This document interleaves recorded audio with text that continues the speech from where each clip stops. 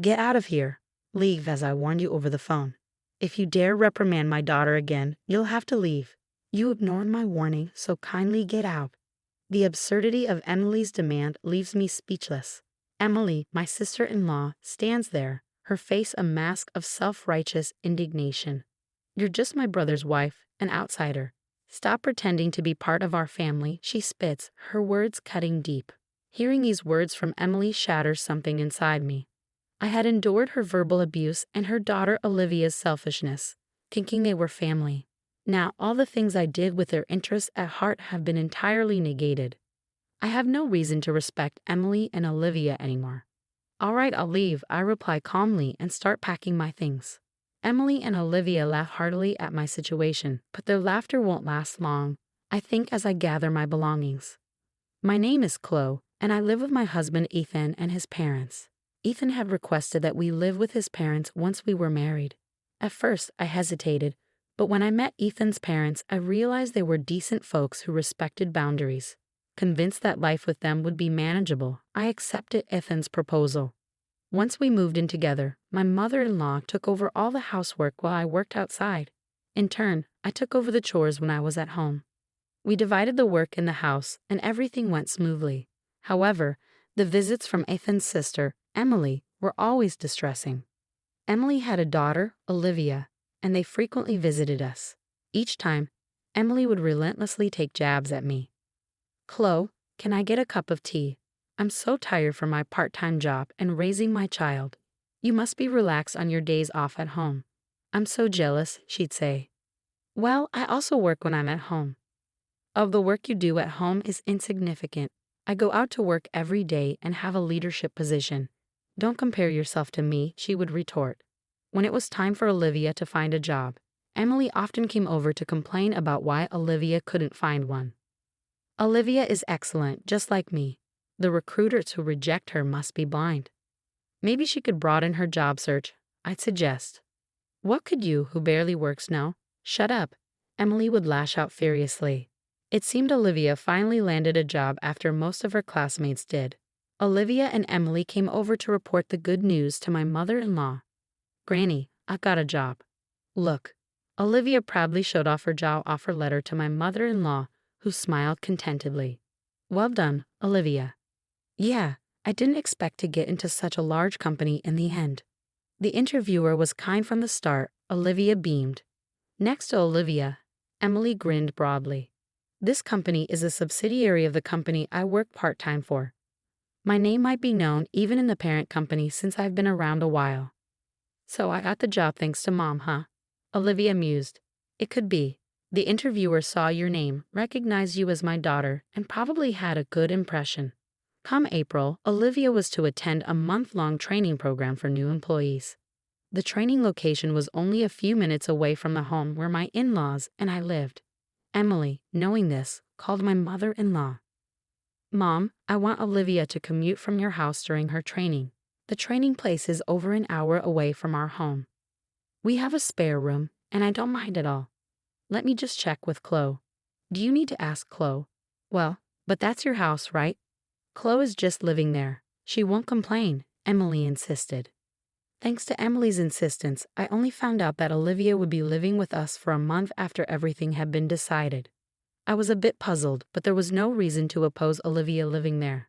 I warmly welcomed Olivia, and our shared life began.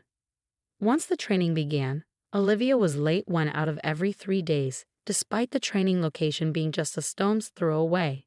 It seemed that her habit of waking up at a fixed time every morning had completely disappeared due to her relaxed student life. Grandma, why didn't you wake me up? I called you many times. If I don't make it in time, calling me doesn't mean anything. Ah, forget it. I'm taking a morning off today. Please call the company and tell them I'm taking half a day off due to poor health. Olivia, you're an adult now. You should be doing such things yourself. If I say I'm too sick to even make a phone call, it'll be more believable. Just do as I say, Olivia demanded, taking advantage of my mother-in-law's soft spot for her granddaughter. Olivia had become completely spoiled. Even when she came home from training, Olivia wouldn't do anything for herself. Grandma, I'm tired. Is dinner ready? Welcome back, Olivia. I'm just about to make dinner. What? You're just starting now. Why didn't you have it ready by the time I got home? I'm tired, and I want to eat right away. You're so thoughtless, Olivia snapped. I'm sorry. I'll have it ready soon, my mother-in-law replied, clearly rattled. Seeing my mother-in-law being pushed around by Olivia, who was probably tired from her first job, I couldn't stand it anymore and spoke up. Listen, Olivia, having a warm meal waiting for you when you come home isn't something to be taken for granted. Why don't you show some appreciation to Grandma? Why do I have to listen to you, Chloe? You're not even family. Stay out of it. Not family. I married Ethan, so I am part of your family, Olivia. Mom said Chloe is my brother's wife, so she's an outsider. Then let me tell you as a senior member of the workforce, Olivia, that you should take more responsibility for yourself. Waking up on time to avoid being late is a basic rule of being an adult. A senior in the workforce? Chloe, you're not even going to work every day. Wait till you're actually working hard like me or Mom before you start acting all high and mighty. Olivia completely ignored what I was saying. Then, one day, when I returned home from work, I could hear Olivia's loud voice coming from the living room. What do you mean you're going out? It's unacceptable that there's no dinner when I come home exhausted. I'm sorry, but we're looking forward to our theater outing that day. Your theater outings are just fun and games. I have work. You need to cancel it. Apparently, my in-laws had informed Olivia that they were going to the theater next week and wouldn't be able to cook dinner, and this had infuriated her. I was well aware that my mother-in-law had been looking forward to this day at the theater for quite some time. However, I was worried that if things kept going this way, they might feel compelled to cancel their plans to avoid upsetting Olivia, so I hurriedly proposed a solution. Since you've been looking forward to this, you should go. I'll take care of Olivia's dinner that day. My in-laws seemed thrilled by my suggestion but quickly began to worry. But isn't that a workday for you, Chloe? Are you sure it'll be all right? Yes, if I arrange things now, I think I can get home early. So don't worry and have a good time. On the day of the theater outing, I left work early to come home. My in-laws happily left for their event. After seeing them off, I did some shopping for dinner and waited for Olivia's return. As always, as soon as Olivia came home, she lay down on the couch and waited for dinner. Oh, I'm hungry. Chloe, hurry up and get cooking. Olivia, let's cook together today, I suggested. At my words, Olivia jumped up from the couch. What? Why do I have to do that? Isn't it natural to cook your own food? No way. I've been at work. I'm not doing housework when I'm tired. I've been working too. I've got the ingredients. Can't you just help me out? You, Chloe, can come home whenever you want from your easy job. Me, who has to go at a set time every day, we are not the same. Just hurry up and make it by yourself. The fact that I was able to come home early today was a result of painstakingly adjusting my work schedule. But I doubted that Olivia would understand that. Swallowing my anger, I calmly tried to reason with her. Listen, Olivia, I'm not asking you to help me because I find it bothersome to cook alone. I want you to understand what it means to be a responsible adult. What? I don't need your interference. After letting the grandparents go out without asking me, you're giving me a lecture, which is super annoying. Olivia then stood up, visibly irritated, and started dialing on her phone. Mom, listen to this. Chloe keeps nagging me and she won't even cook dinner. She unloaded her complaints about me to her mother, Emily, once she had said her piece. She handed me the phone with a triumphant smile.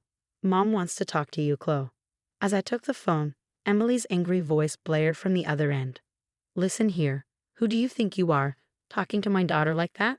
As my son's wife, if you continue to cause problems for my daughter, I'm going to ask you to leave that house. It's not about causing problems. All I wanted to do was impart some sense of responsibility to Olivia as a working adult. So you're trying to lecture on being a responsible adult? Chloe, you're not even a full-time employee. How can someone who is hardly needed by their company afford to be so cocky? How can you say I'm not needed, Emily? When you've been around as long as I have, you can tell at a glance who's capable and who's not. I've made sure to see off many a dead weight. Then, without a second thought, Emily added, just go and prepare dinner for my daughter, and hung up the phone. Olivia, sitting next to me, smirked as she looked my way. You better not oppose my mom, Chloe. There's no one at work who can even admonish her, So get to making dinner already, okay. With that, she sprawled lazily on the couch again. This mother and daughter pair, there's no reasoning with them. Left with no choice, I began to prepare the meal. I'm so hungry because of your pointless chit-chat, Chloe, Olivia mumbled under her breath as she nibbled on the meal I prepared. Once she was done eating, she abandoned her dishes and headed back to the couch to watch TV without so much as a thank you. Hey Olivia, at least clean up after yourself. I tried repeating myself, but all I got was a bored look from Olivia. Suddenly, the doorbell rang. It was Emily. Why are you here? To my surprise, Emily casually replied, it seemed like you didn't quite get the message over the phone, Chloe, so I thought I'd come over and tell you directly. Hearing her mother's voice, Olivia excitedly reported, Mom, listen. Just after you warned her over the phone, Chloe started lecturing me again. Hearing Olivia's words, Emily glared at me. Looks like it was the right decision to come here after all. You're still complaining to my daughter even after everything I said. I had backed off on the phone, but I couldn't let this go for Olivia's sake. It's not a complaint. I'm merely teaching her the basic manners of cleaning up after herself, something even a grade schooler should understand. Hearing this, Emily snapped at me. There is no need for someone like you to be telling us about manners. Have you considered your own situation before lecturing about manners? What about my situation? You and Ethan can barely afford a house even with both your salaries combined. You're just leeching off this household. Why don't you change your own attitude before teaching my daughter about being a responsible adult? I'm not here to leech off you. As proof, I make sure to pay my fair share of the rent and living expenses every month. Well, it doesn't matter. Either way, you're going to leave this place. Leave. I told you on the phone, if you continue to berate my daughter, you'll need to move out. You ignored my warning, so now it's time for you to go. That's absurd. I was at a loss for words at the sheer injustice of it all. Seeing me unable to retaliate, Emily went on, you're still an outsider, even if you are my brother's wife. Stop acting like you're part of the family. Emily's words hit me hard, and something inside me crumbled. I had put up with Emily's insults and Olivia's selfishness because I thought of them as family. I had been rejected by them despite doing everything with their best interests at heart. There was no reason left for me to restrain myself with Emily and Olivia anymore. All right, I'll leave, I said quietly, beginning to pack my things. At the sight of me packing, Emily and Olivia started to crack up. Ignoring their laughter, I continued to pack. When my in-laws returned home, my mother-in-law's face shifted as she took in the scene. Oh, is that you, Emily? Chloe, what's with the luggage? Before I could answer, Emily chimed in. Chloe has been lecturing Olivia while she can't even do her own job. She's become such a nuisance. We decided to send her packing. My mother-in-law's face drained of color. Apologize at once, and you too, Olivia. Why should I apologize to Chloe? If she wants to be part of our family, she should ask us. Maybe then we'll consider it. Emily's statement was backed up by a firm nod from Olivia. My mother-in-law sighed deeply. You too, it's over for you. What? What are you talking about? The one who's done is Chloe, right? She's the one being cut off from our family. Emily's brazenness left my mother-in-law shaking. Do you even realize who made it possible for Olivia to get her job? That's me, the part-time manager. Emily tried to puff herself up, but my mother-in-law interrupted her. No, it's not like that at all. It's because Chloe, who's an executive at the corporate office, recommended her to human resources. Well, that's a lie. Chloe barely does anything. She's home half the week. Facing the confrontational Emily, I revealed the truth. I often attend executive meetings online, so I work from home. Then did Chloe really get Olivia her job? I really wanted Olivia to find a job on her own, but she begged me for help. Why? Why didn't you say anything? I wanted Olivia to start at the same place as everyone else, to work without any advantages. It was better for her not to know that I was an executive at her company. So did Mom and Dad know this from the beginning? I had asked your parents and Ethan to keep my position a secret. Emily, since you always assumed I was incompetent, you never showed interest in my work, so there was no need to tell you.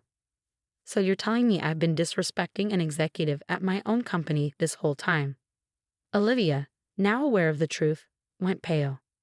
That's right. Thanks to my concealed identity, I got to learn a lot about how new employees like to fake illness and such. Please don't tell anyone about this, Olivia pleaded desperately.